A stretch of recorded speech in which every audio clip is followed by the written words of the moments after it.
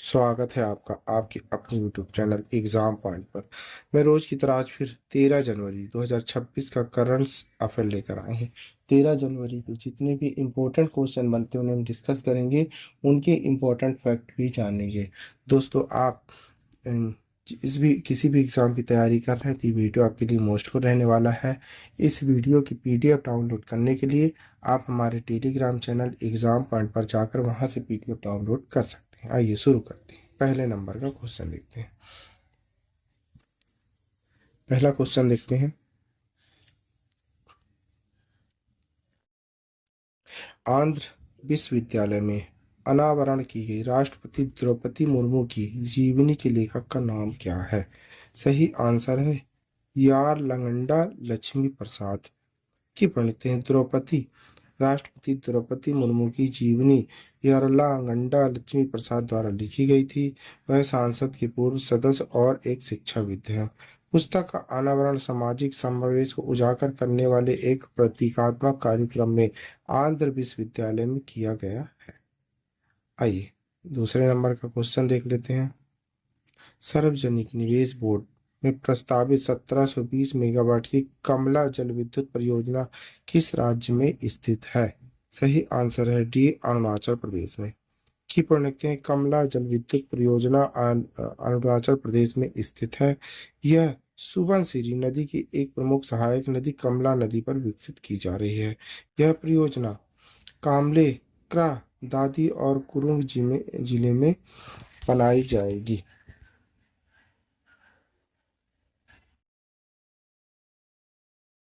आइए तीसरे नंबर का क्वेश्चन देखते हैं। अन्नामलाई टाइगर रिजर्व में अखिल भारतीय बाघ आकलन सर्वेक्षण के दौरान वन कर्मचारी बाघों की जनगणना के लिए किस मोबाइल एप्लीकेशन का उपयोग करेंगे? सही आंसर है ए MSTRIPS का।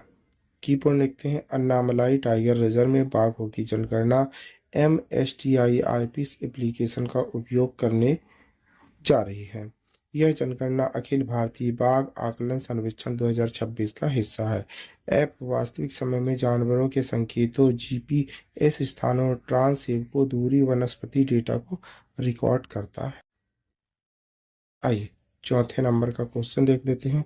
नासा के हबल स्पेस टेलीस्कोप द्वारा खोजी गई तारे रहित वस्तु क्लाउड 9 का वैज्ञानिक वर्गीकरण क्या है? सही आंसर है सी पुनः आयानीकरण सीमित एच बादल। की क्लाउड 9 को पुनः आयानीकरण सीमित एच बादल रिलाइस के रूप में वर्गीकृत किया गया है। यह मुख्य रूप से तटस्थ हाइड्रोजन से बना है। इसमें कोई तारे नहीं है।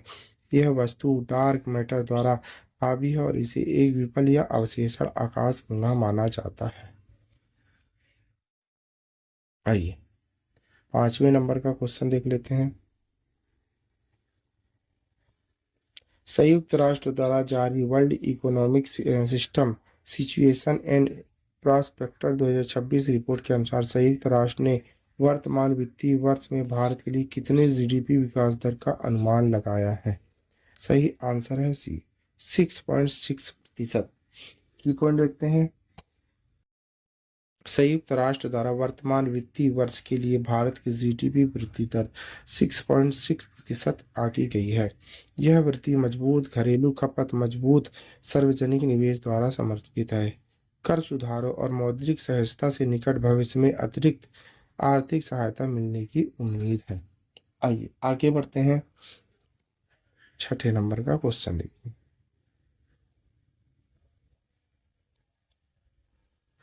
किन दो संस्थाओं ने Raisina sign diplomacy initiative launch करने के लिए एक रणनीतिक साझेदारी की घोषणा की? सही आंसर है डी प्रधान वैज्ञानिक सलाहकार का कार्यकाल और ऑब्जर्वर्स रिसर्च फाउंडेशन। की बढ़ते रायसीना साइंस डिप्लोमेसी इनिशिएटिव के लिए साझेदारी OPSA और ORF के बीच बनी। यह पहल 5 से 7 मार्च 2026 तक नई दिल्ली में रायसीना डायलॉग के साथ आयोजित की जाएगी। इसका उद्देश्य विज्ञान प्रौद्योगिकी चर्चाओं को वैश्विक कूटनीति और नीति निर्माण में एकीकृत करना है। आइए आगे बढ़ते हैं। 7वें नंबर का क्वेश्चन देखते हैं। गुवाहाटी में आयोजित राष्ट्रीय वस्त्र मंत्रियों के सम्मेलन के दौरान केंद्र और राज्यों ने 2030 तक क्या निर्यात लक्ष्य प्राप्त करने का लक्ष्य रखा है? सही आंसर है सी, यूएसडी 100 बिलियन की बढ़ोतरी। केंद्र और राज्य 2030 तक 100 बिलियन अमेरिकी डॉलर के वस्त्र निर्यात के लक्ष्य पर सहमत हुए। सम्मेलन गुवाहाटी में आयोजित किया गया था और 9 जनवरी 2026 को संपन्न हुआ। चर्चाओं में भारत के वस्त्रों के निर्यात, प्रतिस्पर्धात्मक ब्रांडिंग पर ध्यान केंद्रित किया गया है। आइए 8वें नंबर का क्वेश्चन देखते हैं। किस कंपनी को भारतीय रिजर्व बैंक से भुगतान एग्रीगेटर क्रॉस बॉर्डर इकाई के रूप में काम करने के लिए अंतिम प्राधिकरण प्राप्त हुआ है? सही आंसर है सी, स्काईडो की प्रणति। स्काईडो को पीएसीबी इकाई के रूप में काम करने के लिए भारतीय रिजर्व बैंक से अंतिम सूची मिल गई है। यह लाइसेंस स्काईडो को भारतीय निर्यातकों के लिए विदेशी भुगतान संग्रहण की सुविधा प्रदान करने की अनुमति देता है। स्काईडो को पहले जनवरी 2025 में आरबीआई से सैद्धांतिक मंजूरी मिली थी।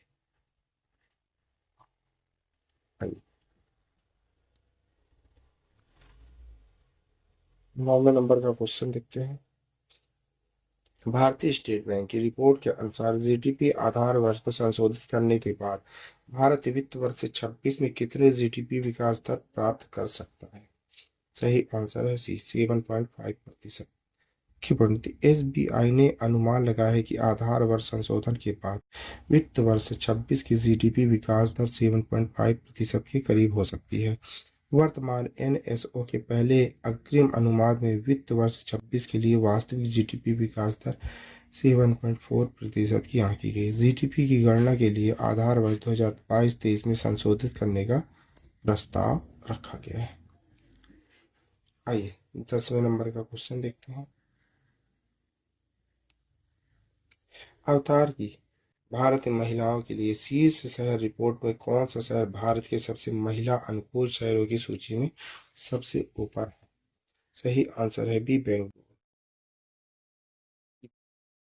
बेंगलुरु ने 2025 में उच्चतम शहर समावेशन स्कोर के साथ पहला स्थान हासिल किया। इसके बाद शीर्ष 5 में चेन्नई, पुणे, हैदराबाद और मुंबई थे।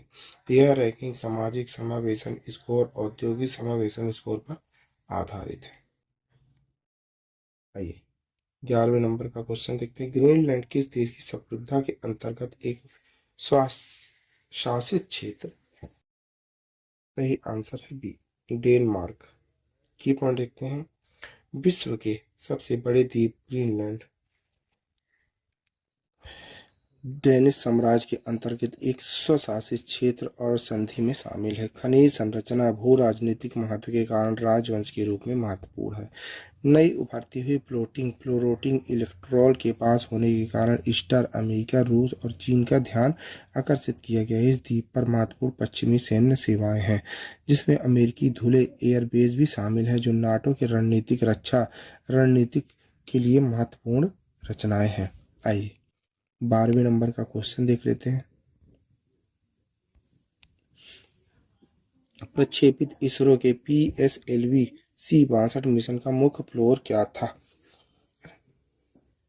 सही आंसर है बी, EOS-N1 की प्रणति। भारतीय अंतरिक्ष अनुसंधान संगठन इसरो ने 12 जनवरी 2026 को सुबह 10:17 बजे सतीश धवन अंतरिक्ष यान Sriharikota PSLV C-62 EOS-N1 mission को सफलतापूर्वक लॉन्च किया।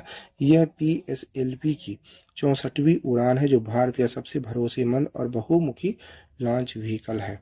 Space new space India limited NSIL द्वारा किए गए इस मिशन में एक अर्थ और ऑब्जर्वेशन सैटेलाइट ले जाया गया, जो 9वां समर्पित कमर्शियल लॉन्च मुख्य फ्लोर EOS-N1 अन्वेषण DRDO द्वारा विकसित किया गया है, जो एक रणनीतिक सैटेलाइट है जो दुश्मन के ठिकानों की सटीक मैपिंग के लिए हाई प्रेसिज इमेजिंग करने में सक्षम है।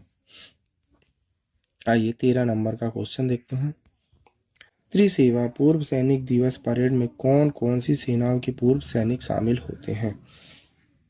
सही आंसर है डी, थल सेना, नौसेना और वायुसेना, तीनों सेना की पढ़ लिखते हैं। मुंबई में 11 जनवरी 2026 को भारत की सैन्य विरासत का एक गौरवपूर्ण और भावनात्मक समारोह आयोजित हुआ। शहर के प्रतिष्ठित मरीन ड्राइव पर त्रिसेवा पूर्व सैनिक दिवस परेड का 5वां संस्करण आयोजित किया गया, जिसमें थल सेना, नौसेना, वायुसेना के पूर्व सैनिकों ने भाग लिया। यह आयोजन उन वीरों के प्रति राष्ट्रीय कृतज्ञता का प्रतीक था जिन्होंने भारत की संप्रभुता और सुरक्षा के लिए सेवा दी। आइए 14 नंबर का क्वेश्चन देख लेते हैं। किस भारतीय सेना अधिकारी को संयुक्त राष्ट्र महासचिव पुरस्कार से सम्मानित किया गया है? सही आंसर है बी, मेजर स्वाति शांता कुमार को। की प्रमुख भारतीय सेना की अधिकारी मेजर स्वाति शांता कुमार ने लैंडिंग समावेशी शांति स्थापना के क्षेत्र में उत्कृष्ट योगदान के लिए भारत को अंतर्राष्ट्रीय स्तर पर गौरव दिलाया है। उन्हें संयुक्त राष्ट्र महासचिव पुरस्कार 2025 से सम्मानित किया गया। वह वर्तमान में संयुक्त राष्ट्र दक्षिण सूडान मिशन UNMISS के साथ सेवाएं दे रही हैं। उनका कार्य यह दर्शाता है कि समावेशी नेतृत्व किस प्रकार समुदाय के विश्वास, महिलाओं की भागीदारी, संघर्ष प्रति प्रभावित क्षेत्रों में दीर्घकालिक शांति को मजबूत कर सकता है।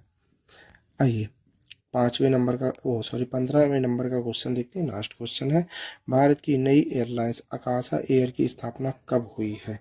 सही आंसर है सी, 2020 में। की पर लिखते हैं, भारत की सबसे नई एयरलाइंस आकाशा एयर जिसकी स्थापना वर्ष 2020 में हुई थी, अब international air transport association IATA की सदस्य बन गई है। IATA दुनिया भर की 360 से अधिक एयरलाइंसों का प्रतिनिधित्व करता है और वैश्विक हवाई यातायात के 80% से अधिक हिस्से को संभालता है। यह सदस्यता तेजी से बढ़ रही है। भारतीय एयरलाइंस आकाशा के लिए एक महत्वपूर्ण उपलब्धि मानी जा रही है। IATA में शामिल होने के लिए आकाशा ने दिसंबर ITA operational safety audit IOSA को सफलतापूर्वक पूरा किया, जो IATA सदस्यता के लिए अनिवार्य है। इससे यह स्पष्ट होता है कि आकाशा एयर अंतर्राष्ट्रीय सुरक्षा मानकों पर खरी उतरती है। आइए आपके लिए क्वेश्चन है, इसी क्वेश्चन का आंसर आप लोगों को कमेंट्स बॉक्स में देना है। क्वेश्चन देखते हैं। न्यायमूर्ति मनोज कुमार गुप्ता को किस उच्च न्यायालय का मुख्य न्यायाधीश नियुक्त किया गया है? इलाहाबाद उच्च न्यायालय का, उत्तराखंड उच्च न्यायालय का, राजस्थान उच्च न्यायालय का या पटना उच्च न्यायालय का? दोस्तों इस क्वेश्चन का आंसर आप लोग को कमेंट्स बॉक्स में देना है। क्वेश्चन का आंसर आप लोग जरूर दीजिएगा, भूलिएगा नहीं। आप पढ़ना है 13 जनवरी 2026 का डेली करंट अफेयर। दोस्तों आप किसी भी एग्ज़ाम की तैयारी कर रहे हैं तो ये वीडियो आपके लिए मोस्टफुल रहने वाला है। इस वीडियो की PDF डाउनलोड करने के लिए आप हमारे टेलीग्राम चैनल एग्ज़ाम पॉइंट पर जाकर वहां से PDF डाउनलोड कर सकते हैं। Thank you for watching my video. इस वीडियो को ज़्यादा से ज़्यादा शेयर करें, लाइक करें, कमेंट करें। थैंक